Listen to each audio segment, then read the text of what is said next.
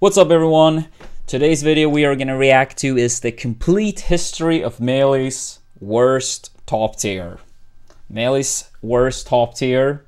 Sheik documentary. Also another video we got recommended to us. A lot of views. Supposedly a very good video. So let's check it out. I mean, I'm a huge fan of Sheik. Probably not surprising considering my brothers both main Sheik. But yeah. Let's get started. You're on your couch watching Melee. It's day 2, but we're not too deep into bracket. Jmook is destroying a helpless opponent on his way to yet another top 8. The commentator says something about how historic his Genesis 9 run was, how he was the first Sheik to win a major. Your friend knows a little bit, but they're not a true Melee head like you, so they ask, wait, isn't this character supposed to be good? It's a fair question. Sheik was the highest ranked character on the game's first official tier list. On the 12 tier list made in more than a decade since, she's been ranked no worse than 5th. Yoshi, a character who hit the top 10 for the first time in 2021, won 3 majors in 2022. And you're telling me Sheik, this supposed god tier character, has won just 1 in the last 2 decades?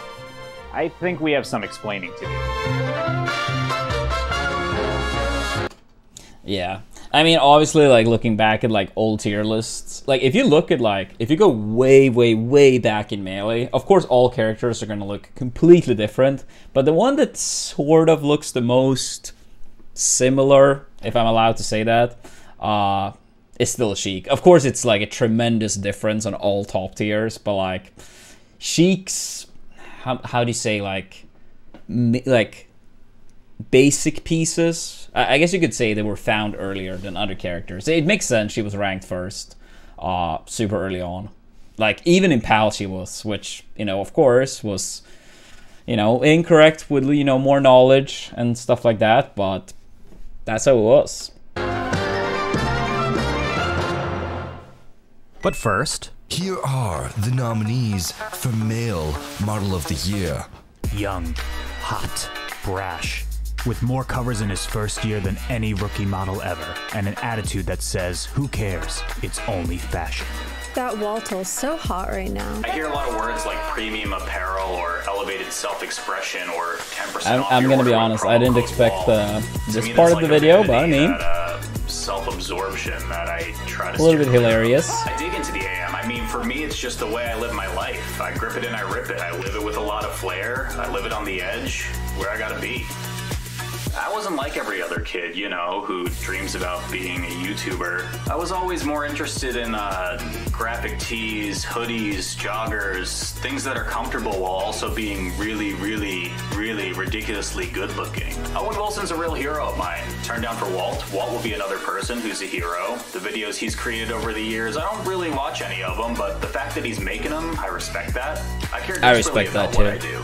Do I know what product we respect it so no. much that we're watching it. Doing today? No, but I'm here. I actually made some content with Walt at Genesis. I think it may be on his Patreon, I'm not sure. Okay, let's start by running down Sheik's history by the numbers. People debate whether this should count as a major, but Sheik's first and only solo major win prior to Jmook, according to Wikipedia, came at 2004's MLG San Francisco, where the legendary Captain Jack defeated Isaiah and Ken to take first place.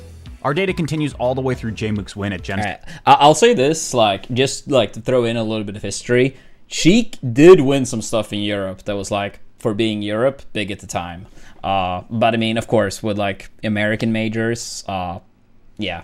I mean, I suppose that's correct with Captain Jack and not anything else. With solo Sheik before Jmook. I mean, of course, Plup won Genesis, but he played Foxing as H-Box.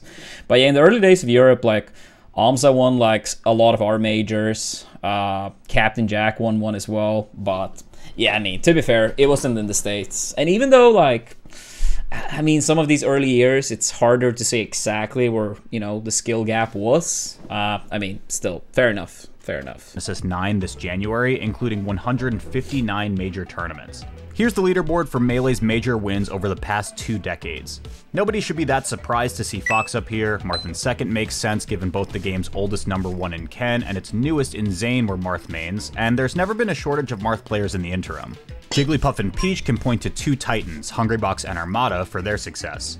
Not only is Falco a great character by himself, but just about every great fox has a Falco as well, so his presence in the top 5 also makes perfect sense.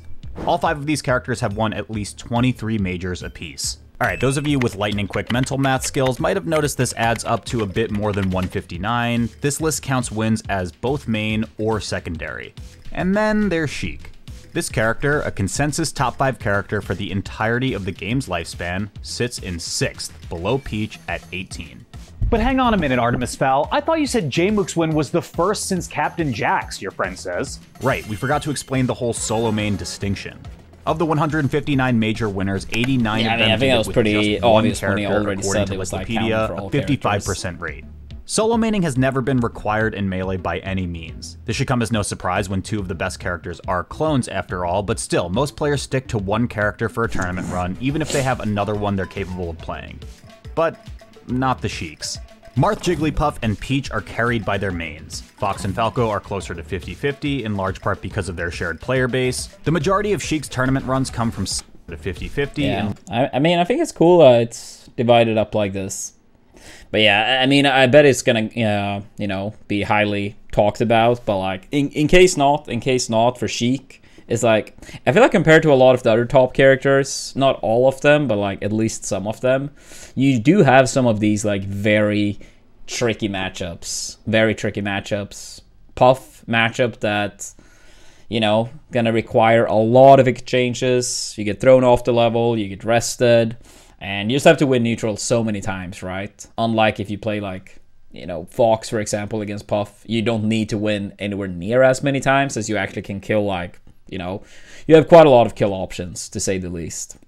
And I mean, even for like Peach, I mean, I don't know, like, you have like ICs for Sheik, right? ICs being also like, I mean, I guess a very debated matchup even to this day, but historically that's a matchup no Sheik player that has been like S tier relative to like time period seem to have gotten like a full grasp on. And honestly, on FD, that matchup looks atrocious, in my personal opinion. And of course, best of 5, you know, when the stakes are higher, no bans, right?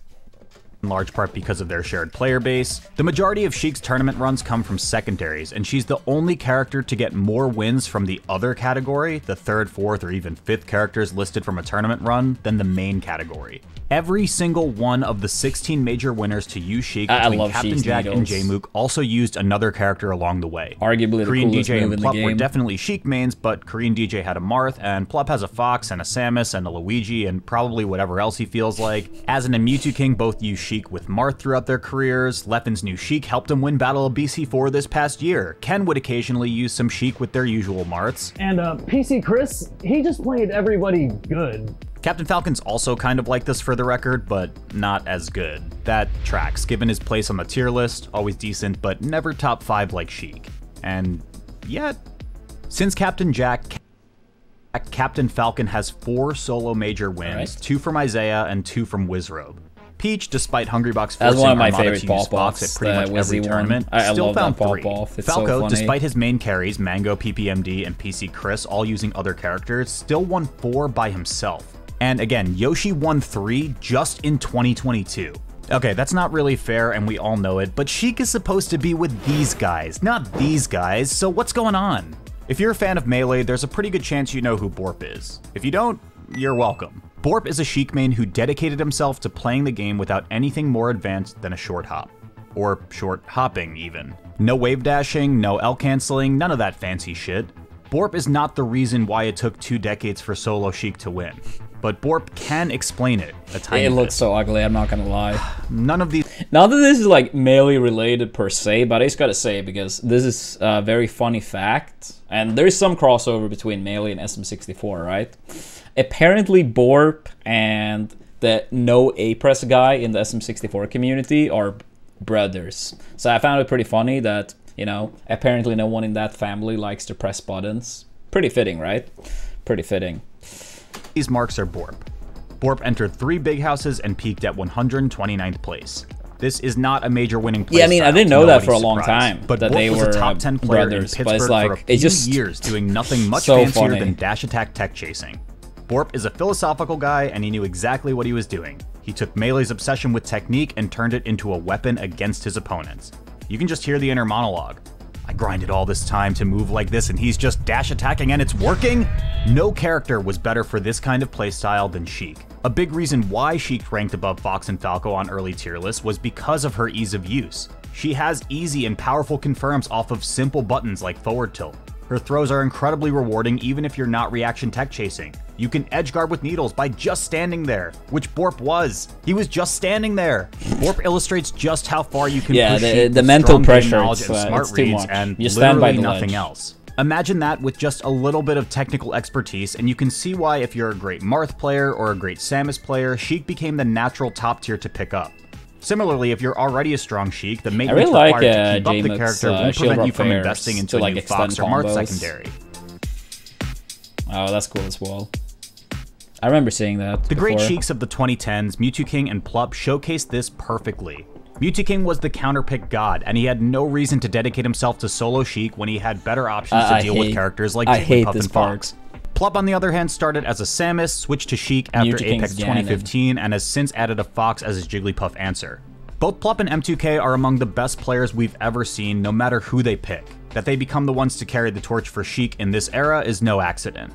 Mewtwo King technically ended Sheik's Dark Ages at the Big House 3 in 2013, but oh boy, is that getting technical with it. From what we have recorded, he used Sheik to 2-0 Wakes Peach in winner's round of 32. After that, he used Sheik in one game. Game 3 against PPMD in winner semis, where it made a huge comeback for M2K and what would go on to be a 3-2 victory. He would then not touch Sheik at all for the rest of the event, using only Fox to take out Hungrybox in winners and grand finals. Did the Sheik matter?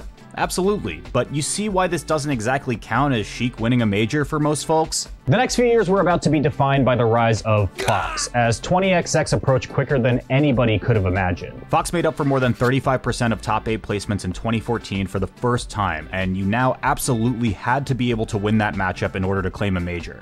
The true resurgence of Sheik didn't happen until late 2016 when Mewtwo King took Shine. Yet again, he didn't use Sheik at all in winners or grands, instead taking down SFAT with Marth. But the Sheik made a much bigger impact here, defeating Axe 3-1 in winners quarters and 3-0ing Swedish Delight in the Ditto. Over the next year and a half, Sheik... I mean, Mewtwo King, yeah.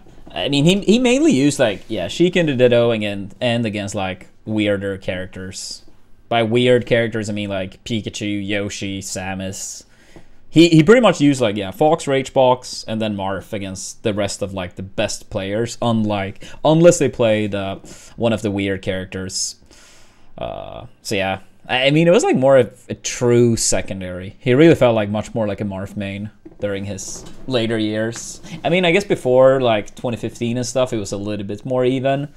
Mewtwo King used to, like, often start with Sheik game 1 because he felt like it was better with, like, stage striking, that you ended up on a better stage for Sheik, and then you use Marth for, like, Stadium and FD in particular, of course. Part in 5 major wins. Mewtwo King won CEO Dreamland, Canada Cup 2017, and Smash Summit 6, and didn't use Sheik in any of those grand final sets either. And then there's Plup. He won DreamHack 2017, beating Axe and Mewtwo King with Sheik, and Hungrybox with Fox.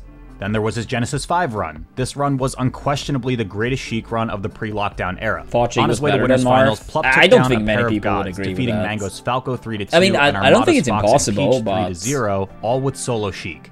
And then he had to play Hungrybox. Yeah, I think, like, by He won, far of most course, people would staving rank off a Marth reset, higher, but he did it even though with Sheik Fox. is still, Once of again, course, the story really of good. Sheik's best tournament runs of the 2010s is that she didn't get to play when the most was on the line. We could talk about all sorts of factors that have kept solo Sheik from winning where every other top tier succeeded. From the mid-2010s onwards, there's really only one answer though. It's all this guy's fault. A Sheik player finished second 27 times at majors from 2009 when HBox entered the scene through 2022. 11 times, that's 41%, first place was Hungrybox, as many times as it was Mango, PPMD, and Zane combined. Sheik players finished third another 27 times in that same span. Hungrybox finished first or second 18 times, that's 60%. This is not just a coincidence of Hungrybox being the best player in the world for a solid chunk of that time. Hungrybox is specifically a Sheik slayer. The PG Stats database, rest in peace, had Hungrybox with a game win rate over 72% against Sheik mains dating back to 2015. That's a dominant enough figure on its own, but it gets even more impressive when you consider he's playing on the opponent's counterpick in a majority of those games. Yeah, I like that was actually brought up. I feel like a lot of times when it comes to, like, stats and data, those type of arguments are often forgotten. Like, I've seen so many times in the past, like, you can take HBox as an example, and it's like, oh, his winning ratio on Dreamland is surprisingly low, and it's surprisingly high on, like, Stadium or FD. But it's like, well, you gotta remember that when he's playing at his best, he doesn't get to counterpick, right? And when he plays against players that are worse than him, they get to counterpick, right? You only get to counterpick when you're already losing and against, like, possibly better players or, like, you know, equal players in terms of skills. So I think that's, like, very important to, like, keep in mind when you look at data. Yeah, the fact, like, who gets to counterpick, stuff like that. Also, like, head-to-head ratios, like, some players are much more consistent, like Hungrybox, for example, making deeper runs. So even when he has, like, a bad day, he gets to play against some players more frequently than they would play against him on their bad days. I don't know. I feel like there's a lot of, like, details to remember when it comes to data. So yeah, I gotta give props to Walt there for mentioning that. I like that.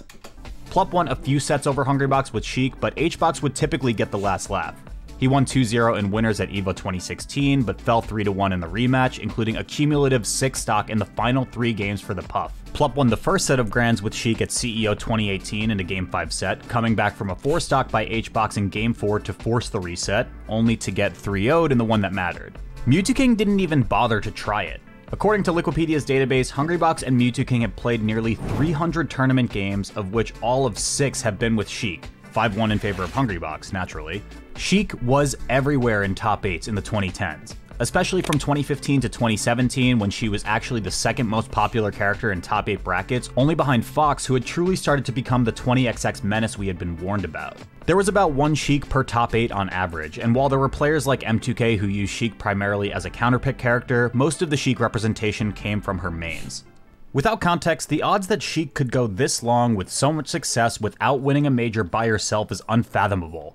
Solo Sheik was piloted to top 8 66 times between Captain Jack's win in 2004 and Jmook's win in 2023. 66 times, she lost the tournament. When quarantine hit, it had been 15 years since Sheik's last major, and she had never ever won a super major. Sheik was doing great, maybe better than ever, but Solo Sheik was not thriving. In 2015, 13 of the 34 that... Yeah, I mean, we probably haven't gone into that part yet, but, like, one thing that also makes me a bit curious, like, do not get me wrong here whatsoever. Jmook is a totally fantastic player, and arguably my favorite player to watch as well. So I want him to succeed, right? And he 100% won Genesis, you know, well deserved.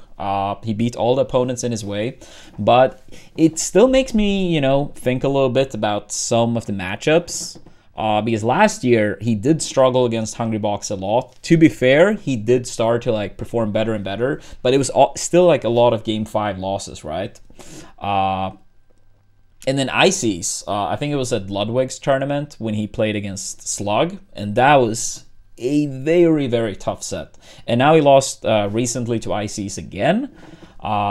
So, I mean, I'm still curious to see, like, how Jmook would perform in some of these type of matchups, right? I will say that, you know, in last year, against some of the players like Axe, for example, it felt like more sets, he adapted well to the characters and improved. And I think that was still, like, the case against Hungrybox, right? But even though Jmook is fantastic, I still feel like this type of, like, clearer weakness with some matchups for Sheik is still there. And then another thing I also think is very important.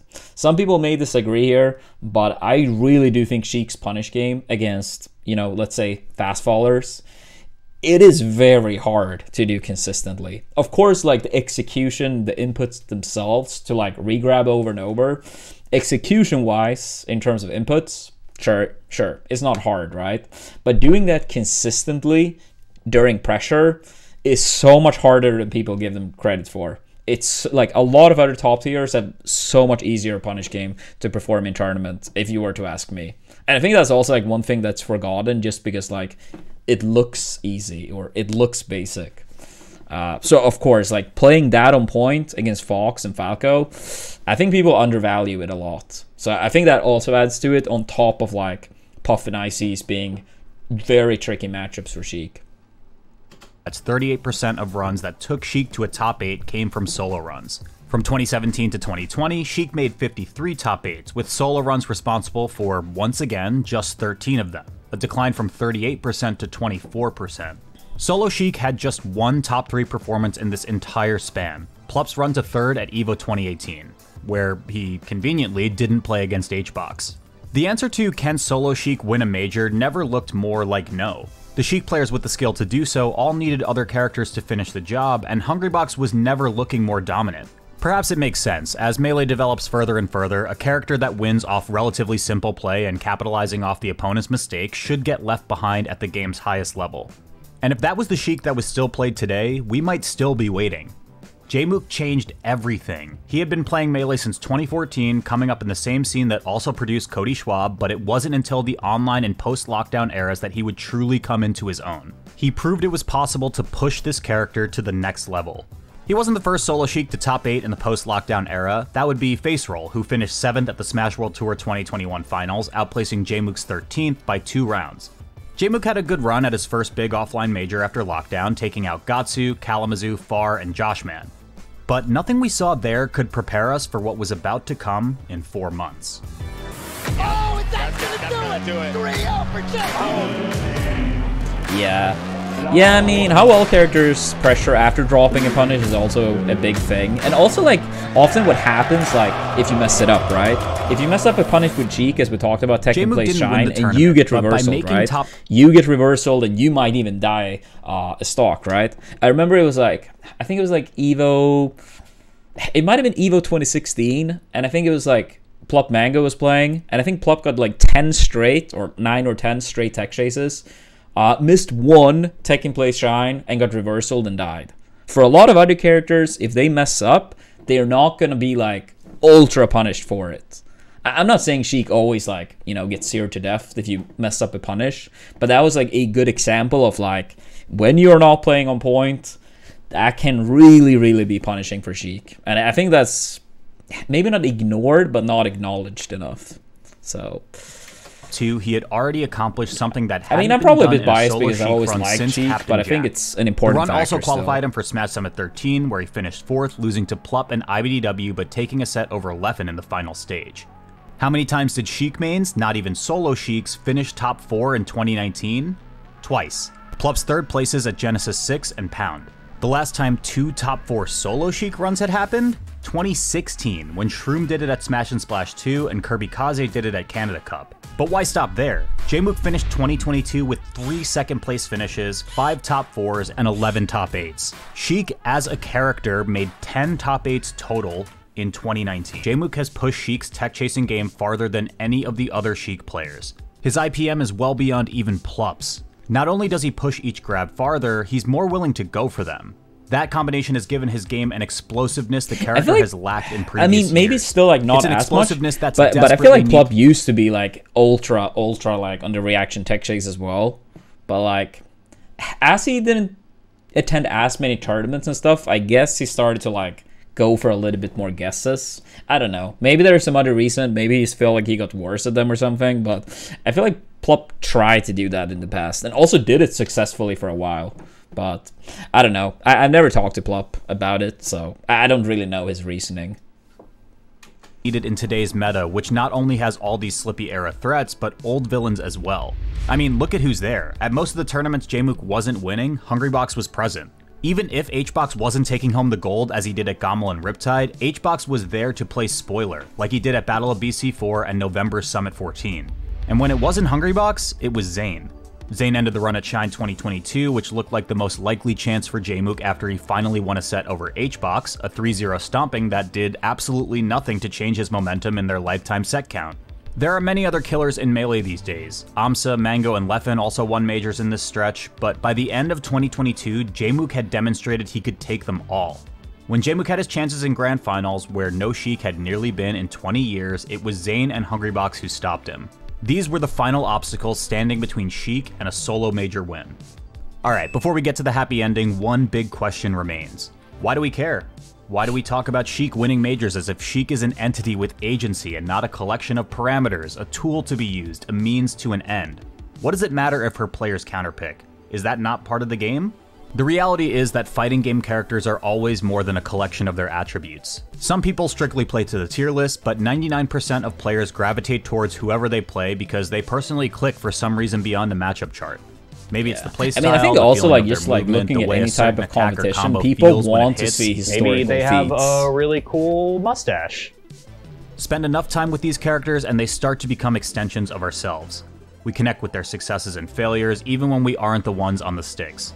When another Sheik falls in top 8, can you really blame them for feeling like the loss is their own? Can you blame them for wanting to give up when another top Sheik switches at the mere sight of a Jigglypuff? Can you really blame them for losing hope when the same fate meets their heroes again and again and again?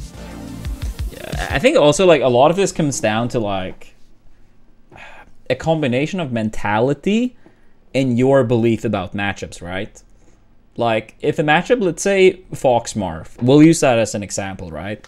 I think it's a pretty good example since we have Leffen going Sheik against Marth, but then you have Cody sticking with Fox, right? And in my opinion, whether the matchup is like how good or how bad the matchup is, in theory, I don't think matters anywhere near as much as how much the player playing perceives the matchup to be, right? I think it's pretty clear that Cody thinks the matchup is worth playing, while Leffen thinks the matchup isn't worth playing. And then you see Leffen playing Sheik due to it, and you see Cody playing Fox due to it, right? And I think for a lot of Sheik mains, they have just felt like this matchup isn't worth it. I don't think any, like, you know, someone like Plop, for example, I don't think he ever felt like, I can never win a set against Hungrybox with Sheik. I think the question was more like, how do I win the most amount of sets? Because at the end of the day, like, you want to win as much as possible, right? And of course, you have to take in into consideration as well that it's not only about beating H-Box, but like the rest of the field, while having a secondary, warm it up like maybe like quickly in tournament, how will that impact me in other matchups? It's a lot of things to consider. So I mean, that was always like my mentality, at least with like Peach and then playing Fox as well. It wasn't like, can I ever win a set? It's how do I win the most sets, right? And for Sheik, I think it's been more clear for a lot of people that sure, maybe I can squeeze out wins, but it's not about squeezing out some wins if you want to be the best, right? You want to get as many wins as possible. And in my opinion, in my personal opinion, I think it makes sense for Sheik mains, especially at the highest level, to have a secondary. But that doesn't mean that I think like Jmook is necessarily doing it wrong. Like if he thinks all these matchups are the best way for him to win as many sets as he possibly could, then I think it's the right choice for him. But that doesn't mean I think it's the right choice for Plop. I'm not sure if I'm explaining myself well enough here, but at least I gave it a try.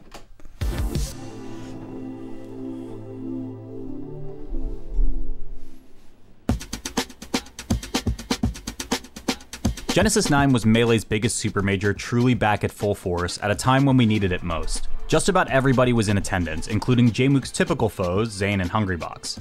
And there was Amsa, who was riding high after a ridiculous finish to the season, which included wins over Jmook at Apex and Scuff World Tour. It was easy to look at the foes in front of him and assume that his best chance at a major had passed him by. But then the pieces started falling into place.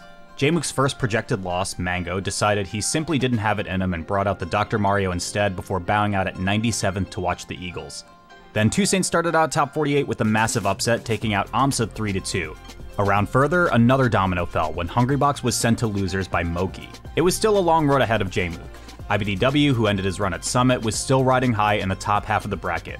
Amsa and H-Box kept pushing through losers, their threats looming, and then there was the projected winner semis match with Zayn, the clearest obstacle in his path. Jmook did his job. SFAT, SFOP, and None all went down, despite one hell of a challenge from SFOP. I just noticed like Zayn was doing the finger thing for winning like 2 straight. That's it reminds me of me doing it for winning Genesis as well. That's funny. I didn't like call that before. I don't think I called that Genesis I was live, watching. Honestly. Did I? I don't know if you got a lot of attention. No, but, I didn't. I didn't.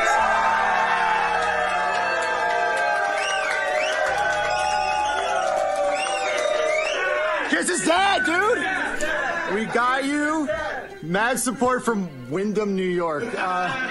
We love you. Keep it going. Good luck. Jmook and Zayn were possibly the most evenly matched top players of 2022. Their set count for the year ended at 4-4 with an 18-17 game count in Zayn's favor. The last 6 sets they played went to a Game 5. Imagine thinking this one wasn't going to have some drama. Yeah, and how this fitting. is honestly Solo probably Sheik's like my greatest hope favorite against the man who proved Solo rivalry Marth couldn't just win in modern currently. Melee, but could be They number always have one. very fun sets, and I think Sheik Marth is a very interesting matchup to watch It's personally. impressive, man, because it's just so hard to do in this era. Now, did Jmook need to win this set to win the tournament? Technically, no. But of the two paths in front of him, one was much easier. Win here, and he was 2 sets away from the tournament with only the winner of Moki and Plup standing between him and Grand Finals. A loser's run from this position would require 5 consecutive wins against 5 of the best players in the world, possibly including 2 straight sets against Zayn, and possibly including a matchup with Hungrybox, who was still around in losers after all of Saturday's chaos. Jmook won Game 1, but Zayn answered back and went up 2-1 in the set. Just over a minute into Game 4, it looked like we were right back where we always were, with Sheik getting gatekept by the best player in the world yet again. Zayn had so many huge opportunities in this game. With both players sitting on 2 stocks remaining, Jmook flubbed his platform movement and transformed into that was Zelda, so scary but to Zayn see wasn't able to live, convert the the punish Zelda into a swap. stock. But never did this set feel more over than in this moment. Wait. Oh, miss tech. Oh, the spot dodge. Don't jump, Jmook. Oh, yeah, baby! That's what I've been waiting for. That's what it's all about. Woo! Not only is this the best player in the world staring down a helpless Sheik with no jump, this is 20 years of history bearing down on not just Jmook and Zayn, but everybody in the San Jose Convention Center. Here was just another example of one of Melee's most ironclad truths. Sheik simply cannot do it. But sometimes you just gotta say, you know what? Fuck history, man. Oh, yeah, see, that's why No jump now. No jump. What a forward smash. More smash. I thought that was going to be King Kong. It's almost like a Zayn second guessed after the first fair as well. Get that. Please get hit. Oh, barely not hitting the net. What? How are they not hitting Yo, each other? what? I don't know. Boost grab. That's it? Corner. No, Oh, wait, he's still trust alive. it. He's not dead yet. Okay, he's dead. Nice. What decision from Jmook. Yeah, that also feels like a very big strength of Jmook. Like, at least Jmook would play 8 more games. At least visually, he looks like he gets way less nervous than most people. And that's honestly big. That's honestly very big. I mean, not only for himself, because I imagine he does get less nervous than a lot of players. I mean, maybe not as much when you're playing on 2 different TVs, but something I like to do when you play on the same TV at least, was using people's like kind of body language against them. That could often be a tell of like when they were about to break. Maybe if they got like too angry or too frustrated, too impatient, like a lot of these type of things, your body language could kind of tell like your actions on the screen as well, right? Of course, they are playing on 2 different TVs now, so it wouldn't be as useful, but I mean, sometimes you might have tournaments on the same TV still. And honestly, that's why I preferred having singles on the same TV, because I feel like, yeah, you could like smell the fear. You could smell the blood, you know? So I think that's a pretty cool aspect of playing on 1 TV, but I understand the advantages of having 2 TVs too, more space, especially in teams, but yeah. In this tournament, but his place in winner's bracket would never be under any real threat. Game 5 against Zayn was utter domination. His 3-0 over Moki was a cumulative 7 stock, a complete evisceration of a player who had just gone on the run of their life to get to winners finals.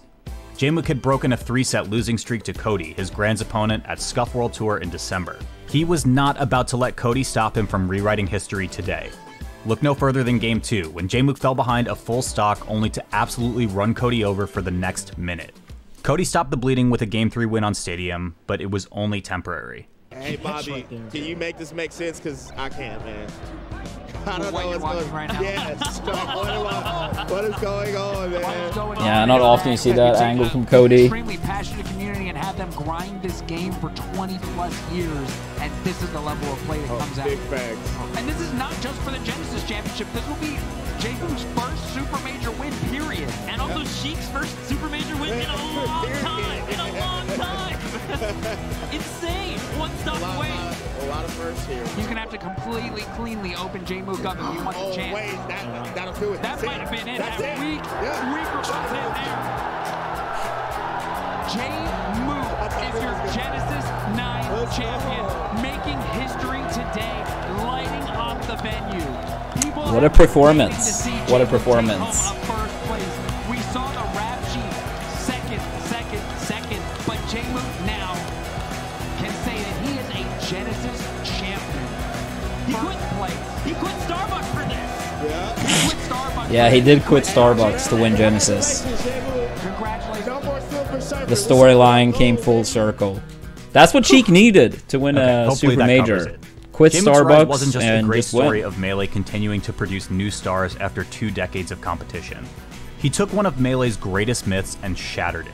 He proved that Sheik is more than just the easy top tier to pick up and add to your stable of characters. He showed just how deep this character could be, and most importantly, he proved once and for all that Sheik can win a super major. Wait, what? He won Collision 2023 also? What the fuck? Thank you so much for watching this documentary. I hope you enjoyed it, and much gratitude goes to my top tier patrons for making videos like this possible, especially Avishua Stein, Bobby Wasabi, Dorian, Eric is Cool, Juniper, NNG Esports, Storm SSB, Storm, and Tingly Jungle. If you'd like to help support me in making more videos like these, please feel free to contribute through the link in the description. Oh, also, I guess I'm a YouTuber now, so I'm supposed to talk about how only some percentage of you are subscribed, so if you could do me a solid, that'd be great. I have some really big plans for the rest of this year and on, so I'm looking forward to having you all along for the ride. Thanks again for watching, and see you next time. Yeah, that was a very, very well made video. Super high quality, interesting points, super, super good. So yeah, make absolutely sure to subscribe to Walt. I mean, I think we have seen like some other videos in the past too, and it's been like super good quality too. And honestly, we're probably going to see more from this channel as well. So yeah, make sure to give him a follow, subscription, whatever you want to call it. And yeah, hope you all enjoyed this little viewing party. See you all next time.